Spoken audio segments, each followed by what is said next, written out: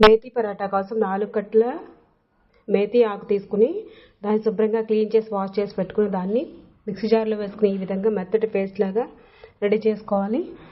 ఒక బౌల్ తీసుకుని దానిలో 1/2 kg వీట్ ఫ్లోర్ గోధుమ పిండి తీసుకుని 1 స్పూన్ నువ్వులు, రుచికి సరిపడినంత సాల్ట్, కొంచెం వాము వేసుకోవాలి. నువ్వులు వాము కాంబినేషన్ చాలా బాగుంటుంది ఈ రోటీకి. 1/2 స్పూన్ పంచదార. ఈ పిండి అంతటిని కలుపుకోవడం కోసం నేను పాలం మీగడని యూజ్ చేస్తున్నాను. మీ దగ్గర బటర్ ఉంటే బటర్ అయినా వేసి కలుపుకోవచ్చు. ముందుగా వేసిన ఆ మేతి పేస్ట్ని కూడా వేసుకుని ఈ విధంగా చపాతీ ముద్దలాగా కలుపుకొని రెడీ చేసుకోవాలి. వీటిని చపాతీలాగా ఈ విధంగా ఒత్తుకుని పెట్టుకోవాలి. వీటిని ప్యాన్ మీద ఆయిల్తో కానీ గీతో కానీ స్లో ఫ్లేమ్లో పెట్టి ఫ్రై చేసుకుంటే చాలా టేస్టీ అండ్ హెల్తీ అయినటువంటి మేతి రోటీ పరోటా పూరీ కర్రీతో సైడ్ డిష్గా తింటే చాలా బాగుంటుంది. నచ్చినట్లయితే like, share, subscribe to my channel.